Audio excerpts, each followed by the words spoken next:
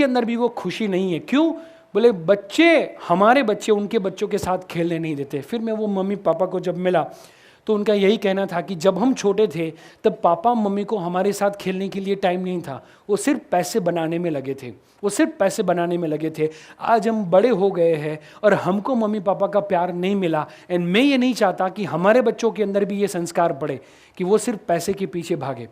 दोस्तों, आप पैसे कमाओ, पैसे कमाना बहुत ही ज़रूरी है, बट दोस्तों सिर्फ पैसे के पीछे भागना वो पागलपन है।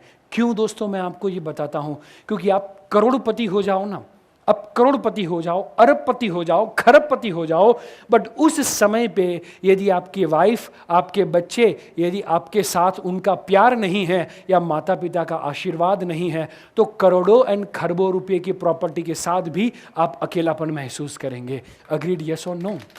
एंड दोस्तों दूसरी बात बोलूं कि यदि आपके पास उतना हो एंड सारी चीजें लूट जाए, सारी चीजें तहस नहस हो जाए, कई करोड़ों रुपए का डेब्ट आपके ऊपर आ जाए, लेकिन उस समय पे आपकी आंख में आंख डाल के आपका 6 साल का बच्चा बोले पापा चिंता मत करो मैं आपके साथ हूँ, आपकी पत्नी आपके हाथों में हाथ डाल के बोले कि चिंता मत करो मैं आपके साथ हूँ, आपके मम्मी पापा आशीर्वाद दे कि बेटा हमारा आशीर्वाद तेरे साथ है, तो वो 25-50 या 1000 करोड़ का डेब्ट होगा ना, फिर भी आप यहाँ से बहुत ज़्यादा पैसे वाले होंगे, बहुत ज़्यादा रीच होंगे। अग्रीड? यस और नो? सो दोस्तों, हमारे जीवन की जो पहली ज़रूरियात है वो रिश्ते हैं। इन रिश्तों को छोड़ के हम पैसे के पीछे भागते हैं, रिश्ते साइड में छूट जाते हैं, एंड उसके बाद में हम वो पैसे से रिश्तों को खरीदने की कोशिश करते हैं। एंड इसीलिए मैं रेकमेंड करूंगा पैसे कमाओ, उसके पीछे ध्यान दो, बट यस थोड़ा समय बच्चों के लिए, वाइफ के लिए, मम्मी पापा के लिए भी निकालना उतना ही ज़रूरी है। और स्पेशली जब हम बात करें सास ससुर की या तो फिर बात करें मम्मी पापा की, तो जब वो बूढ़े हो जाते हैं तो हमें वो थोड़े से चिड़चिड़ापन उनसे महसूस होता है। लेकिन दोस्तों बूढ़े व्यक्ति की जो रिक्वायरमेंट होती है वो रिक्वायरमेंट क्या होती है? उसकी रिक्वायरमेंट होती है कि मैं कुछ बोलूं वो कोई करे।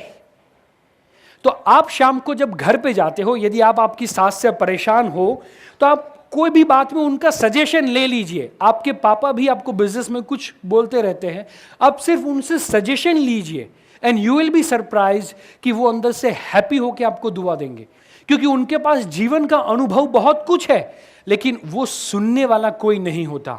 एंड दोस्तों यदि आज आप आपके मम्मी पापा की बात को सुनेंगे तो बुढ़ापे में आपका बच्चा आपकी बात सुनेगा, अदरवाइज वो बात सुनने वाला नहीं है।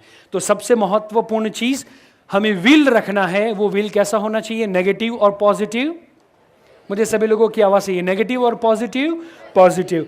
देन आफ्टर हमें दिल से काम लेना है, थोड़ा सा दिल के लिए भी, दिमाग को बिजनेस में यूज करें, बट जब घर पे आते हैं तब हमें किससे काम लेना है? मुझे सभी लोगों की आवाज़ से, किससे काम लेना है? हमें दिल से काम लेना है। और दिल से काम लेना है तो सबसे पहले हमारा दिल जिनको दिया हुआ है वो है हमारी धर्मपत्नी, उनके लिए हमें क्या करना है दोस्तों? हमारे कान उनको गिरवे देने हैं। दे सकते हैं उनको? हाँ या ना? हाँ या ना? बोलो तो सही बाबा। हाँ। देन आफ्टर बच्चे हैं उनके साथ आप थोड़ा सा समय बिताएं, एंड मम्मी पापा है आप उनसे एडवाइस ले, आप उनकी भी ध्यान से सुने, आप उनको प्रायोरिटी दें, तो यस आपके जीवन के अंदर काफ़ी सारी खुशी आ सकती है। देन आफ्टर आप लोगों के साथ शेयर करना चाहता हूं तीसरी बात, एंड दैट इज स्किल। लोग जीवन में हैप्पी होना चाहते हैं, जीवन में खुश होना चाहते हैं, बट वो उनका जीवन के अंदर सबसे पहले पॉजिटिव विल नहीं होता, उसके लिए लोग दुखी है। या तो दूसरे लोग वो दुखी है जो लोग अपने परिवार को समय नहीं देते और सिर्फ पैसे के लिए काम करते हैं। एंड तीसरे लोग वो दुखी है जो अपने जीवन के अंदर स्किल को अपडेट नहीं करते। दोस्तों हमारा ये जो समय है वो स्किल का समय है। स्किल माने आपका हुनर। दोस्तों ज्यादातर लोग अपने हुनर को निखारने के लिए ज्यादातर समय नहीं निकालते। एक बात बताना चाहता हूं, आज आपके पास जो नॉलेज है, आज आपके पास जो हुनर है, जो स्किल है, उसकी बदौलत आज आपका जो जीवन है वो है। यदि आप जीवन को नेक्स्ट लेवल पे लेके जाना चाहते हैं तो उसके लिए ऊपर वाला कुछ नहीं करेगा। ऊपर वाला आपके हुनर को देखेगा। एग्जाम्पल के तौर पे मेरा कंपनी है, उसमें मुझे किसी भी व्यक्ति को हायर करना है। एक व्यक्ति है जिसको मैं 5,000 रुपया देता हूं, एक व्यक्ति है जिसको मैं 50,000 रुपया देता हूं, तो मैं उसको पूछता हूं कि भाई तेरा नसीब कैसा है, अल्लाह ताला ने तेरा नसीब कैसा बनाया है, तो चल उसके तरीके से मैं तुझे पगार दूं। या मैं as a director of the company मैं उसके हुनर को देख के उसका सैलरी डिसाइड करता हूं। किसको देखते हैं, नसीब को या हुनर को? मुझे सभी लोगों की आवाज सही है, हुनर को। वैसे हमारे खुद के 2 बच्चे हो, उसमें एक बच्चा जिसके अंदर ज्यादा हुनर है उसको हम पहले गद्दी देंगे, या जिसके पास कम हुनर है उसको पहले गद्दी देंगे? जरा सोचे। तो एज अ पेरेंट हम वही बच्चे को ज्यादा देंगे जिसके पास हुनर ज्यादा है, जिसके पास स्किल ज्यादा है। Same way as a director of the company मैं उस व्यक्ति को ज्यादा तनख्वाह दूंगा जो व्यक्ति के पास ज्यादा स्किल है। तो जरा सोचे तो सही, अल्लाह ताला भी ज्यादा किसको देगा? जिसके पास ज्यादा हुनर है, क्योंकि हम उसके बच्चे हैं, लेकिन वो उसी को,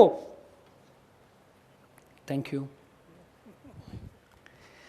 सो वो उसी को वो देगा ज्यादा बरकत कि जो व्यक्ति के पास ज्यादा हुनर है दोस्तों।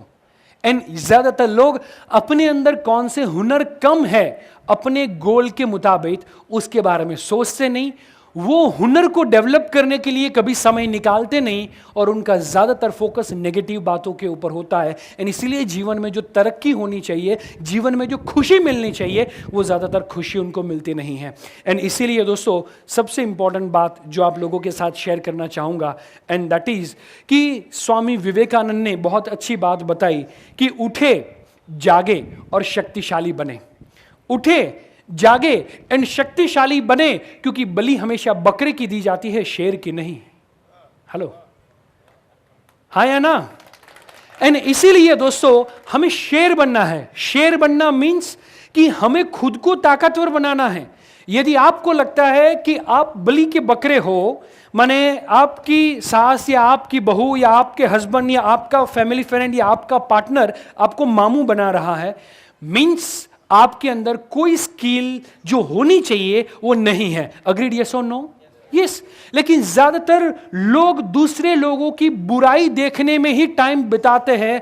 अपनी अच्छाइयों को डेवलप करने के लिए टाइम बिताओ, तो लोगों की बुराई करने के लिए आपके पास समय नहीं होगा दोस्तों, समय नहीं होगा। एंड उसके लिए जो लास्ट हैप्पीनेस का जो रूल है दोस्तों, वो है स्किल। इन स्किल के लिए दोस्तों मैं सबसे इंपॉर्टेंट बात बताना चाहूंगा, एंड दैट इज हर रोज 10 से 15 मिनट का ऐसा समय होना चाहिए कि जहां पे आप फन करते हो, एंजॉय करते हो। 10 से 15 मिनट का फन टाइम ऐसा आप बिताओ, खुद के साथ, बच्चों के साथ, वाइफ, भाई बहन, फ्रेंड, किसी के साथ, कि जो क्रिएटिव हो, जो आपकी क्रिएटिविटी को बढ़ाए।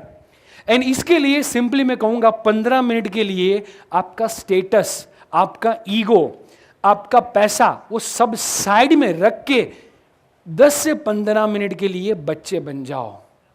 एंड दोस्तों मजे वाली बात यह है कि जब बच्चा हो ना, तो उसको भी इबादत करने की जरूरत नहीं है 8 साल तक। अग्रीड, यस और नो? मीन्स बच्चा उतना पाक है कि उसको इबादत करके अपने आप को साफ करने की जरूरत नहीं है, अपने मन को साफ करने की जरूरत नहीं है। तो जरा सोचे, हम बड़े हो जाते हैं, हम इबादत करते हैं, बट उसके साथ मन को साफ नहीं करते। तो क्यों ना हम हर रोज 10 से 15 मिनट के लिए छोटे से बच्चे जैसे हो जाए। एंड वो बच्चे जैसे होना मीन्स क्या? आपके घर में छोटे छोटे बच्चे हैं, उनके साथ 10 मिनट 15 मिनट खेले, या फिर आपका बचपन से कोई हॉबी होगा, वो हॉबी के अनुसार आप काम करें। मे भी ऐसा हो सकता है कि आपको फोटोग्राफी अच्छा लगता है, तो आप फोटोग्राफी आप अच्छा 10-15 मिनट के लिए उसके लिए समय निकालें। मे भी ऐसा हो सकता है कि आपको कोई गज़ल या उसका शौक है, तो आप उसके लिए थोड़ा सा समय निकालें। मे भी आपको बॉडी बिल्डिंग का शौक है, तो थोड़ा सा समय आप उसके लिए निकालें। ज़्यादातर लोग अपनी वो हैप्पीनेस के काम के लिए वो समय नहीं निकालते, and that is the reason कि वो लोग पूरी जिंदगी दुखी रहते हैं। दोस्तों जैसे मैं मेरी बात बताऊं, तो वैसे मेरा शेड्यूल जो है वो काफ़ी टाइट रहता है, और रात को काम करना, बुक्स लिखना, नए नए आइडियाज़ को डेवलप करना, उसके लिए मेरा रात का 10 साढ़े 10 बजे से लेकर रात के 2-2:30 बजे तक का टाइम होता है। फिर मॉर्निंग में जिम, और उसके बाद में लेक्चर्स या तो ऑफिस या काउंसलिंग, और तकरीबन महीने में ऐसा होता है कि 20 से 25 दिन का ट्रैवलिंग रहता है, घर के बाहर में रहता हूँ। बट फिर भी मैं मेरे हॉबी के ऊपर ध्यान देता हूँ। तो मेरा जो पहला हॉबी है दैट इज़ जॉगिंग। तो मुझे भागना, मुझे दौड़ना वगैरह नेचर के अंदर बहुत अच्छा लगता है। तो मेरा हर बार जब ट्रैवलिंग होता है तो मैं ये मेक श्योर करता हूँ कि मैं कहीं ना कहीं पे जॉगिंग वगैरह करूँ। तो कहीं पे समय नहीं मिलता तो मैं कार को साइड पे खड़ी कर देता हूँ, कोई व्यक्ति कार चला लेता है फर्स्ट गियर के अंदर, एंड मैं हाईवे पे जॉगिंग कर लेता हूँ। अपनी हैप्पीनेस के लिए 10-15 मिनट का टाइम निकाल लेता हूँ। मुझे फोटोग्राफी का शौक है तो मैं कहीं पे जा रहा हूँ, सनसेट अच्छा है, कोई माहौल अच्छा है, तो वहाँ पे मैं फोटोग्राफी का सेशन करना शुरू कर देता हूँ।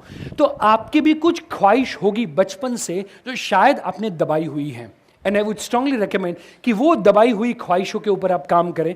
जैसे अभी मैं थोड़े समय पहले जूनागढ़ में गया हुआ था और वहाँ पे मैंने एक पिक्चर लिया हुआ था, और वहाँ पे एक इंसान थे।